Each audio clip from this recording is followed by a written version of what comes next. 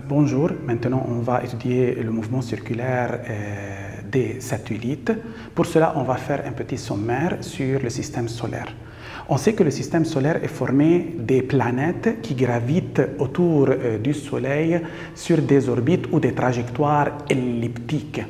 C'est quoi une trajectoire elliptique? C'est une courbe semblable à un cercle, mais ses diamètres perpendiculaires ne sont pas de même mesure. Remarquons bien, ça c'est une courbe elliptique ou une ellipse ou une orbite elliptique. Remarquons ces diamètres perpendiculaires ne sont pas de même mesure. Ça, c'est une orbite elliptique ou une ellipse. Pour chaque ellipse, on associe deux foyers. Deux foyers, ce sont des points principaux. Ce sont des points particuliers de toute ellipse. À chaque ellipse, on associe deux foyers. Ce sont deux points qui caractérisent une ellipse. Foyer F, foyer F'. Ces deux foyers ont des positions symétriques par rapport au centre de l'ellipse et se trouvent toujours sur AB. AB, le grand axe de l'ellipse. CD est le petit axe de l'ellipse.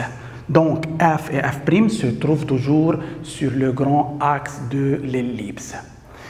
L'un des foyers de l'ellipse se trouve toujours au centre du Soleil. Donc, les planètes gravitent autour du Soleil, cette trajectoire elliptique, dont le Soleil occupe l'un de ces foyers. C'est-à-dire, le centre du Soleil se confond avec l'un des foyers de quoi? De l'ellipse. Tout le monde d'accord jusqu'à maintenant? Donc, une planète P gravite autour du Soleil sur une trajectoire elliptique ou sur une ellipse, de grands axes AB, de petits axes CD, de foyers F et F'. Le centre du Soleil, se confond avec l'un de ces deux foyers. Tout le monde d'accord? Maintenant, remarquons bien, on a noté AB, le grand axe, c'est 2A. A représente le demi-axe, c'est-à-dire c'est la moitié de AB, c'est OA par exemple, ou OB. CD est le petit axe, c'est 2B, mais le demi-petit axe, c'est B. OC est le demi-petit axe. CD est le petit axe. OC ou OD s'appelle demi-petit axe, on le note quoi B. Dans le tableau suivant, on résume 4 planètes parmi 9 qui sont Mercure, Vénus, Terre, Pluton. Leur demi-grand axe, demi-petit axe, période de révolution et la masse du planète MP. Remarquons bien, on constate que A et B pour Mercure, le demi-grand axe et le demi-petit axe sont différents. Mais pour Vénus sont légèrement quoi? Légèrement égaux. Légèrement égaux, c'est-à-dire l'ellipse devient quoi? Un cercle. Donc la trajectoire de Vénus ou l'orbite de Vénus est pratiquement un cercle. On peut considérer la trajectoire de Vénus est circulaire. Pour la Terre, on constate que A et B pour la Terre sont pratiquement quoi? Égales. Ça, pratiquement égal à ça. Donc, la trajectoire ou l'orbite de la Terre, c'est elliptique, mais elle est très proche d'être quoi? Un cercle. Donc, on peut considérer pour Vénus et Terre que les orbites décrites par ces planètes sont presque circulaires. Pour Pluton, on constate que A et B sont différentes. Donc, Pluton décrit une trajectoire elliptique ou une ellipse. Mais remarquons bien, la différence entre A et B pour Mercure et Vénus n'est pas énorme. Donc, on peut considérer jusqu'à certain ordre que les trajectoires décrites par ces planètes est aussi quoi? Circulaire. La période de révolution du Mercure autour du Soleil, c'est-à-dire la durée d'une révolution du Mercure autour du Soleil, c'est 88 jours. Pour Vénus, c'est 225,7 jours. Pour la Terre, c'est 365 jours, c'est un an. Pour Pluton, elle varie entre 240 et 250 ans. La durée, donc Pluton, pour faire une rotation complète autour du Soleil, il a besoin de 240 à 250 ans. La masse du planète en 10 exposant 22 kg pour Mercure, c'est 33, 10 exposant 22, Vénus 490, 10 exposant 22, pour la Terre c'est 600, 10 exposant 22, et Pluton c'est 1,3, 10 exposant quoi? 22. Tout le monde d'accord jusqu'à maintenant? Donc, les trajectoires des planètes sont elliptiques et presque circulaires. On peut considérer les trajectoires où les orbites de la Terre et de Vénus sont des cercles avec une grande précision. Maintenant, les planètes, Mercure, Vénus, Terre, Jupiter, Neptune, Pluton, Saturne, etc., sont les satellites du Soleil. Ils gravitent autour du Soleil. La Lune est le satellite naturel de quoi? De la Terre. On considère que le mouvement de la Lune autour de la Terre est presque quoi? Est presque circulaire. Il y a des autres satellites, des satellites artificiels qui gravitent aussi autour de la Terre en mouvement quoi? En mouvement circulaire. Donc, maintenant, on va limiter nos études sur le mouvement circulaire des satellites ou des planètes. Tout le monde d'accord? Tout le monde d'accord? Maintenant, la question qui se pose, quelle est la force responsable des mouvements elliptiques des planètes autour du Soleil ou des satellites autour de leur planète? C'est quoi? C'est quelle force? C'est la force de gravitation. C'est la force de gravitation universelle. C'est quoi la force de gravitation? La force de gravitation, c'est une force attractive qui s'exerce entre n'importe quel deux corps. Remarquons ici. On a deux corps ponctuels, c'est-à-dire deux corps de faible dimension, de masse M1 et M2, placés au point A et B. Le corps de masse M1 attire le corps de masse M2 par la force F1 sur 2. F1 sur 2 signifie c'est la force exercée par le corps de masse M1 sur le corps de masse M2.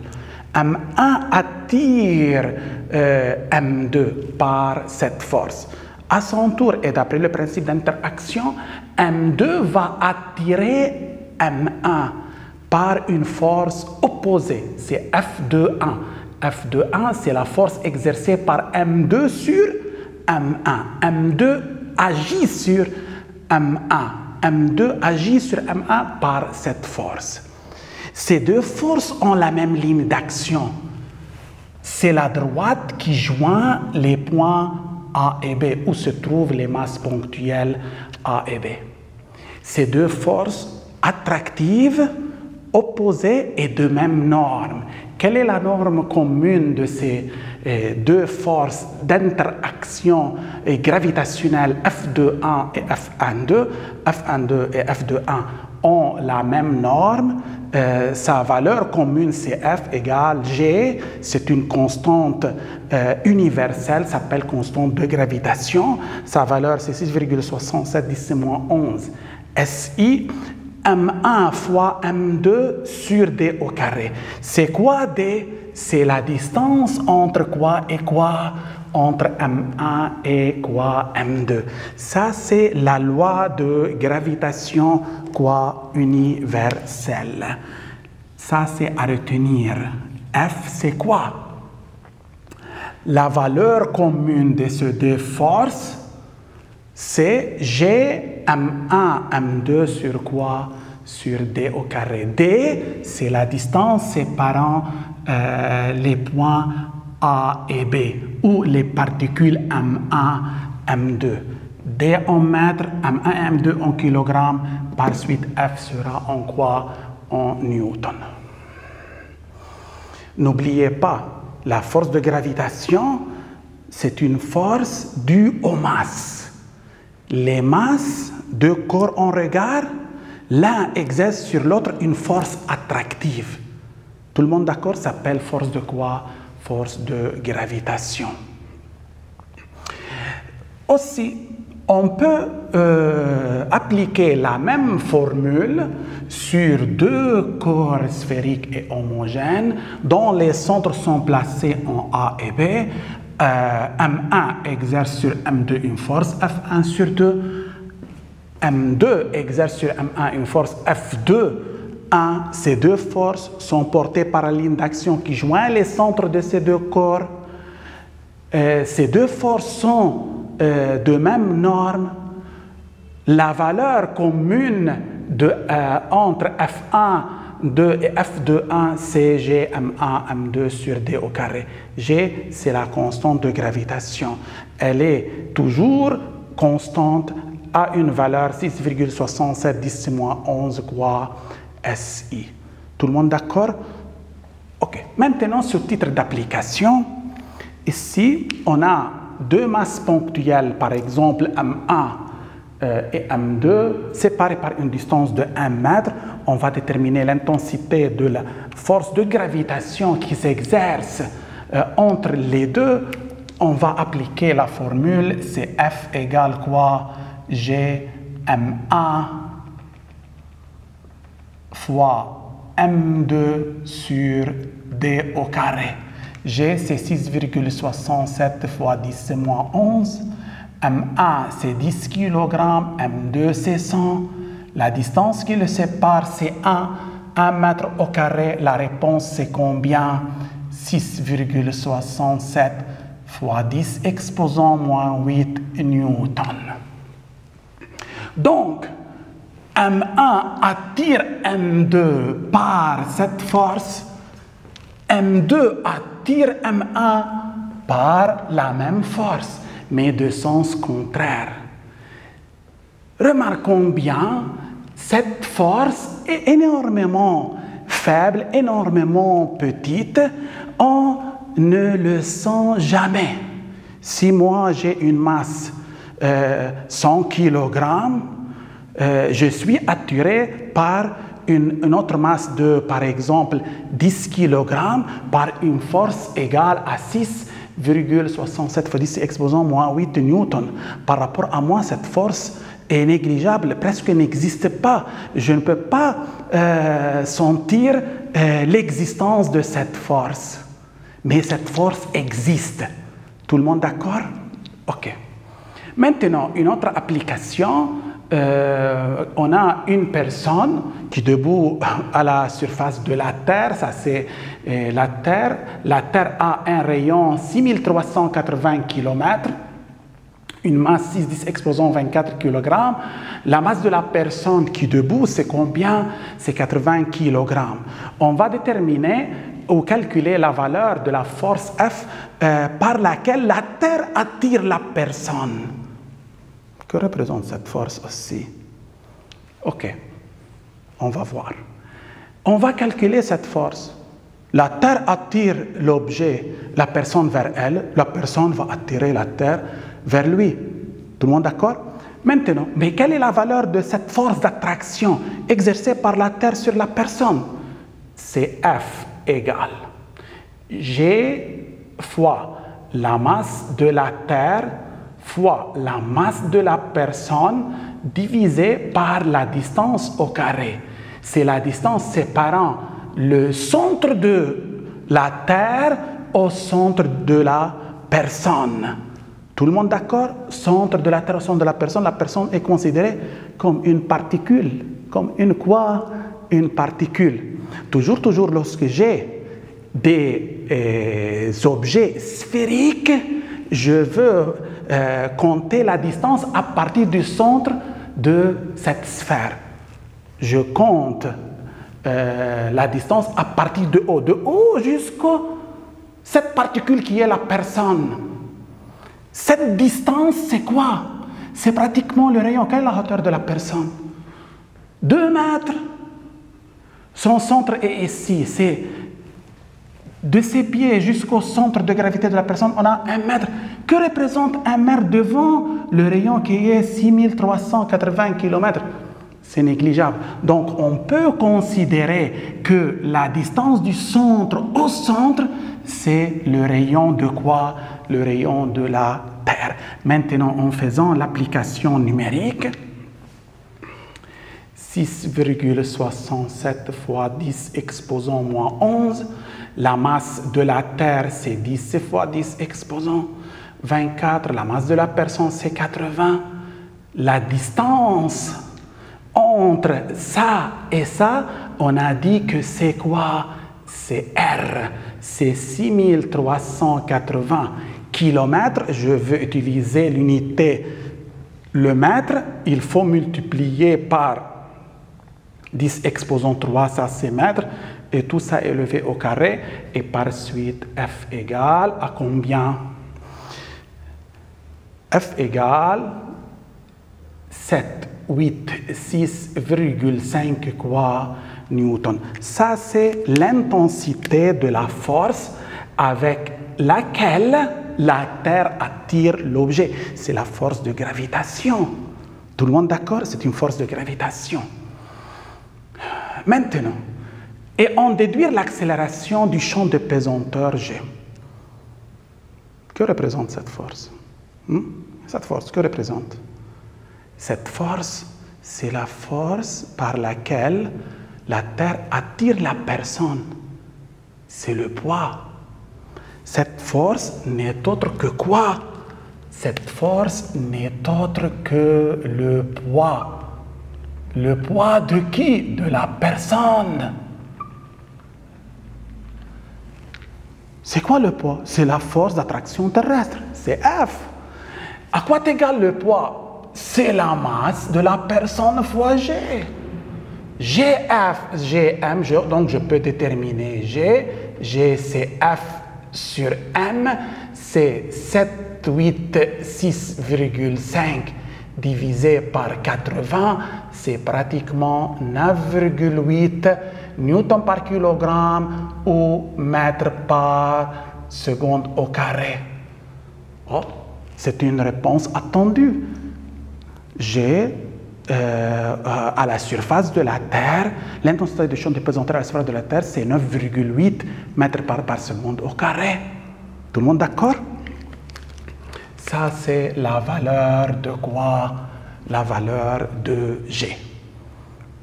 Maintenant, dans l'exercice numéro 3, on a représenté la Lune. C'est une satellite qui gravite autour de la Terre en mouvement circulaire uniforme. On donne la masse de la Terre 6,10 exposant 24. La masse de la Lune, c'est 7,35 fois 10 exposant 22. La distance entre les centres de ces deux objets, Terre, Lune, c'est 3,8 fois 10 exposant 5 km. Tout d'abord, on va calculer F. F, c'est quoi? C'est l'axe, pardon, ça c'est la force par laquelle la Terre attire la Lune. C'est aussi le poids de la Lune à cette altitude. D'accord? Selon cette définition. Maintenant, comment je peux calculer F? En appliquant quoi aussi? La loi de gravitation universelle.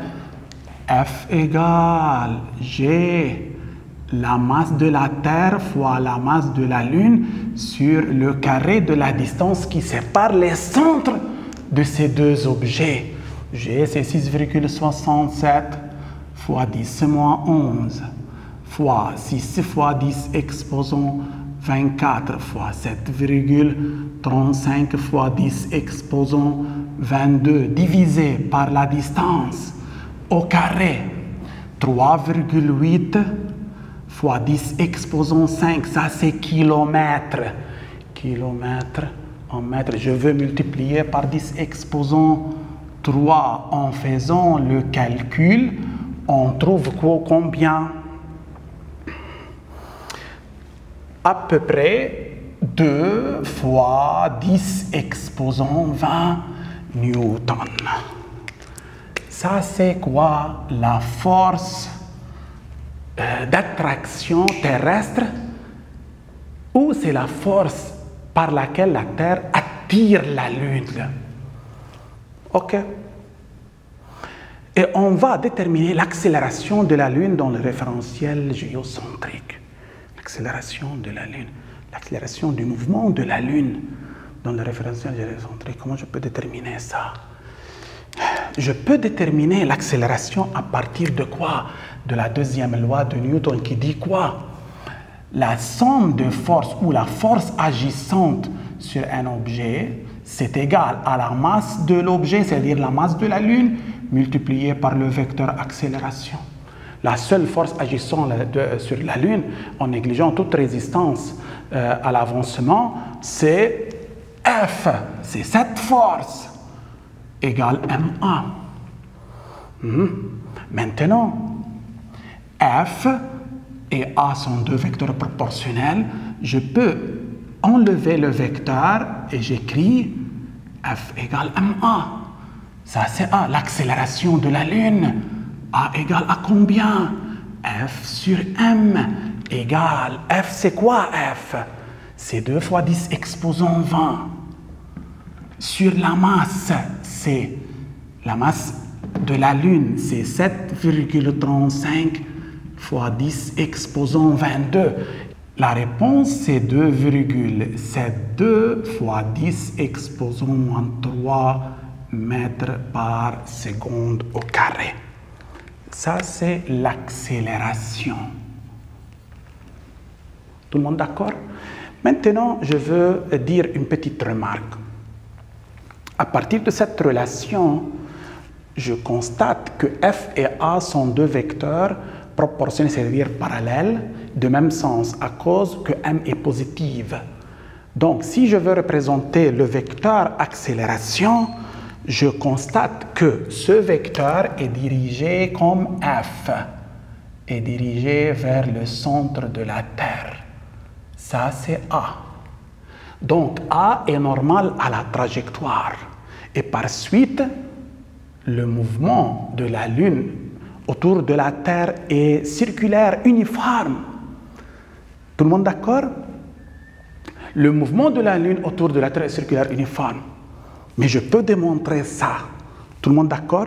Si je demande de démontrer que le mouvement de la Lune autour, le mouvement circulaire de la Lune autour de la Terre est uniforme, en se basant sur la deuxième loi de Newton, je constate que F et A sont parallèles et de même sens, et par suite, A est dirigé vers le centre de la Terre, centre O, ce qui est en même temps le centre de ce cercle. Donc, le vecteur accélération est normal à la trajectoire. Par suite, le mouvement est circulaire uniforme. Tout le monde d'accord? OK. Le mouvement est circulaire uniforme. Calculez la vitesse orbitale de la Lune. Vitesse orbitale. La vitesse orbitale de la Lune, c'est la vitesse de cette particule sur sa trajectoire.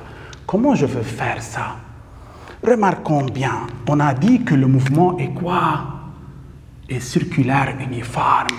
Puisque le mouvement est circulaire uniforme, l'accélération, c'est une accélération quoi? Normale.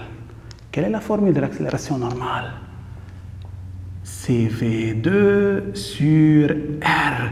R est le rayon de la trajectoire, V est la vitesse de la Lune. C'est qui R? C'est la distance entre le point O et la Lune. C'est D. Ça, c'est R. C'est le rayon de ce cercle. C'est D. Donc, ici, R égale D égale 3,8 fois 10 exposant 5 quoi? kilomètres. On a A, on a R, donc je peux déterminer V.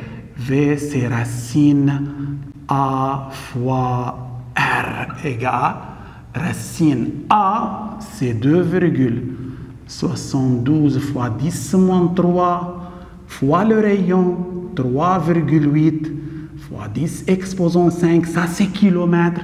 Je veux le transformer en mètres par seconde, en mètres, pardon, fois 10 exposant 3. Les unités sont homogènes, remarquons bien. Ici, on a mètres par seconde au carré. Mètres par seconde au carré. Ici, on a mètres. Tout le monde d'accord? Les unités sont homogènes. Mètre, mètre. La vitesse V, c'est 1,0 fois 10 exposant 3 mètres par seconde. C'est 1000 mètres par seconde ou à peu près 1 km par seconde. Ça, c'est la vitesse orbitale du satellite. La vitesse orbitale. On déduit sa période de révolution. On déduit la période de révolution de la Lune autour de la Terre. Maintenant, comment je veux calculer la période de révolution autour de la période? C'est la durée d'un tour complet. La période de révolution, c'est la durée d'un tour complet. Son symbole était majuscule. La période d'un tour complet, c'est un mouvement uniforme, la vitesse est constante. Remarquons bien. Puisque le mouvement est circulaire uniforme, alors je peux écrire que la vitesse, c'est la distance parcourue sur la durée du parcours. La durée. Si je considère cette durée, la durée de révolution, c'est-à-dire la durée d'un tour, correspond à un déplacement égal à quoi? Égal à un peu quoi? Périmètre. Le périmètre, c'est 2π fois le rayon du cercle. Le rayon du cercle, c'est le rayon de la trajectoire, c'est ça. Donc, GV, GR, je peux calculer T en écrivant T égale 2πr sur V, c'est-à-dire 2π fois 3,8 fois 10 exposant 5 km fois 10 exposant 3. L'unité ici, c'est mètres sur 10 exposant 3 mètres par seconde. La réponse sera en quoi? La réponse sera en secondes. C'est 2,38 fois 10 exposant 6 secondes. C'est à peu près 27,6 quoi jours. 27,6 jours.